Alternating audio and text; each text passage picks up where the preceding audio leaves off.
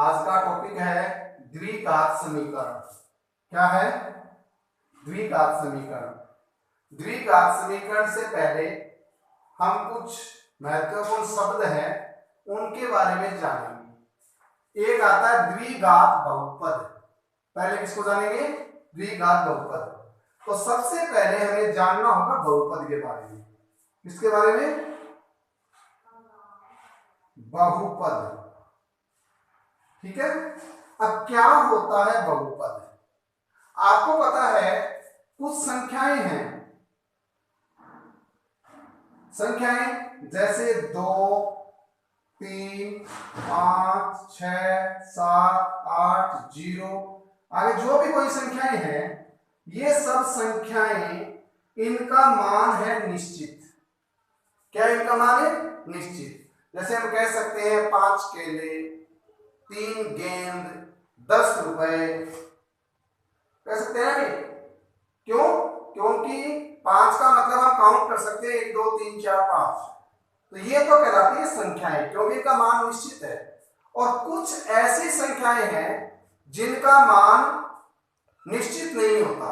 अब जैसे मैं कह दूं एक विद्यालय में कुछ विद्यार्थी हैं जिनमें से आधी लड़कियां हैं। अब बताओ कुछ कितने विद्यार्थी हैं?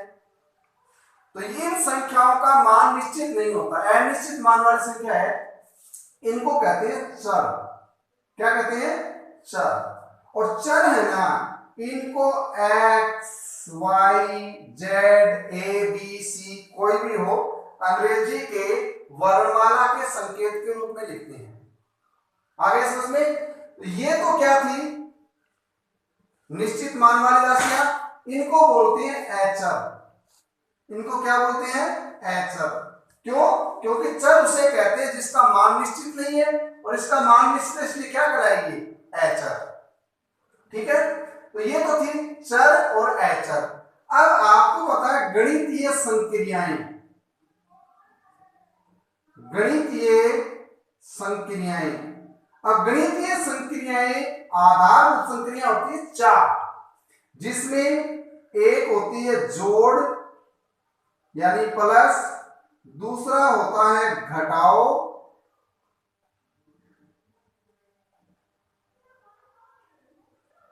माइनस, तीसरी होती है गुणा, और चौथी होती है भाग यानी डिवाइड। ठीक है।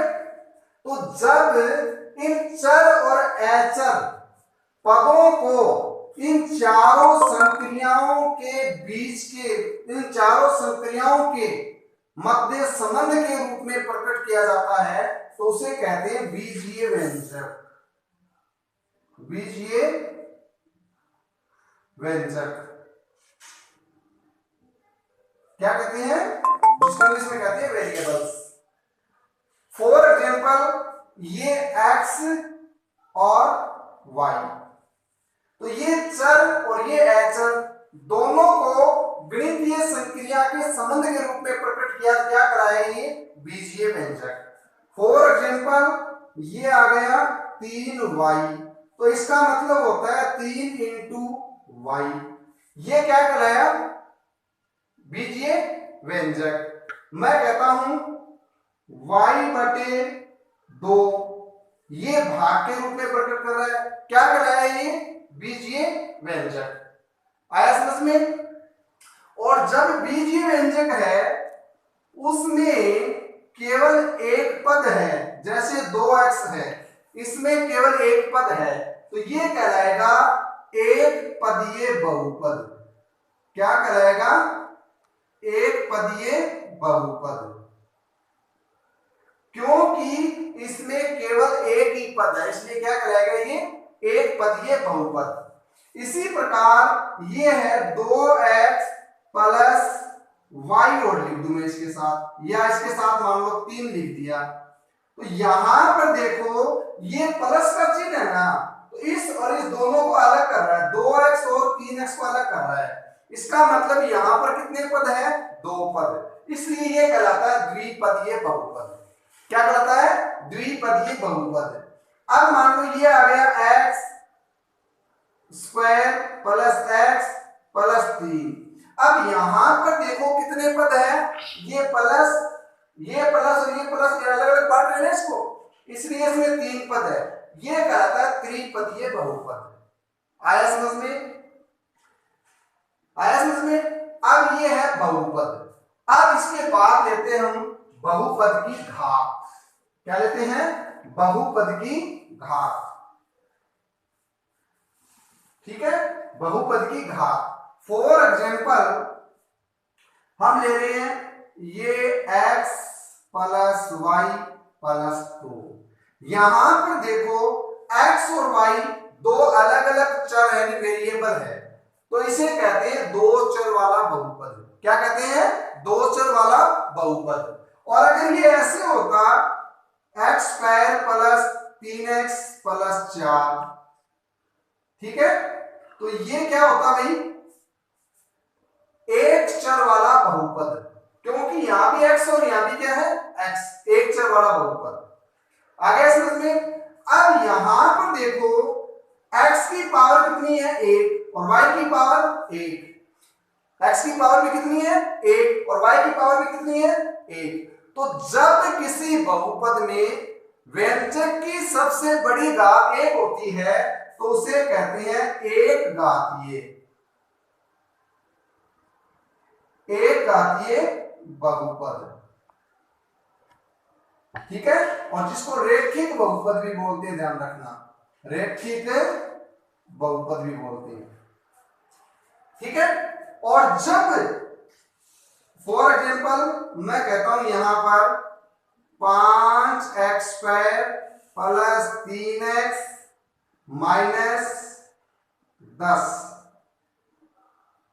ठीक है, या 2 कर देता हूं, चलो माइनस 2। अब ये अगर हम करें तो यहां पर x की पावर 2 और यहां x पावर 1, तो चर की सबसे बड़ी घात क्या है? 2। तो जब किसी बहुपद में व्यंजक यानी चर की सबसे बड़ी घात 2 होती है तो उसे कहते हैं द्विघातीय बहुपद। तो अपना टॉपिक था द्विघातीय बहुपद, यानी बहुपद में चर की सबसे बड़ी घात अगर 2 होती है तो वो क्या कहलाता है? द्विघातीय बहुपद। तो ये द्विघातीय बहुपद है। अब आता है द्विघात समीकरण।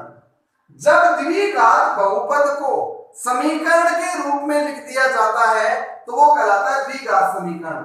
फॉर एग्जाम्पल इसके आगे बराबर लगाकर 0 लगा दिया तो क्या बन गई? ये द्विघात समीकरण। तो द्विघात समीकरण किसे कहते हैं? जब किसी समीकरण में चर की सबसे बड़ी घात 2 होती है तो उसे कहते हैं द्विघात समीकरण। तो द्विघात बहुपद क्या होता है? जब बहुपद की सबसे बड़ी घात 2 होती है द्विघात बहुपद, और जब किसी समीकरण की सबसे बड़ी घात 2 होती है वो क्या कहलाती है? द्विघातीय समीकरण। ठीक है, अब द्विघात समीकरण के मूल का मतलब, मान लिया अल्फा कोई संख्या है और बीटा कोई संख्या है, ये अल्फा और बीटा कोई दो संख्याएं हैं, और इन संख्याओं को अगर हम इस समीकरण में रख दें, अल्फा और बीटा क्या है? दो वास्तविक संख्याएं हैं। क्या संख्याएं हैं? वास्तविक संख्याएं हैं। तो अगर इन वास्तविक संख्याओं को इस द्विघात समीकरण में रख दें और रखने के बाद समीकरण की वैल्यू अगर 0 हो जाती है ना तो इसे कहते हैं द्विघात समीकरण के मूल। ठीक है, मूल का मतलब x की वैल्यू। तो द्विघात समीकरण के मूल का मतलब क्या है? ऐसी दो वास्तविक संख्याएं जिनको अगर हम समीकरण में रख दें और उसके बाद समीकरण की वैल्यू 0 हो जाए तो वो कहलाती है द्विघात समीकरण के मूल। और जरूरी मूल 2, मूल 1 भी हो सकता है। ठीक है, चलिए अब आता है द्विघात समीकरण को हल करने की विधियां। द्विघात समीकरण को हल करने की विधियां। अब द्विघात समीकरण है उसको हल करने की मुख्यतः 3 विधियां हैं। द्विघात समीकरण को हल करने की कितनी विधियां हैं? 3 विधि। नंबर 1 गुणनखंड विधि, ये हम पिछले वाले लेसन में कर चुके हैं। ठीक है, एक्सरसाइज 3.1 3.2 की थी ना, उसमें कर चुके हैं इसको। पूर्ण वर्ग बनाकर हल करना, इसको आगे मैं बताऊंगा कैसे होगा। श्रीधराचार्य सूत्र, यानी ये पूर्ण वर्ग समीकरण है ना, इसको सोल्व करने पर श्रीधराचार्य सूत्र बना है। तो श्रीधराचार्य सूत्र का प्रयोग करेंगे तो ये पूर्ण वर्ग विधि है वो थोड़ी आसान हो जाती है, इसलिए तीसरी विधि कौन सी बन जाती है, श्रीधराचार्य विधि। और तीनों विधियों को हम प्रश्नावली 3.3 में पूरा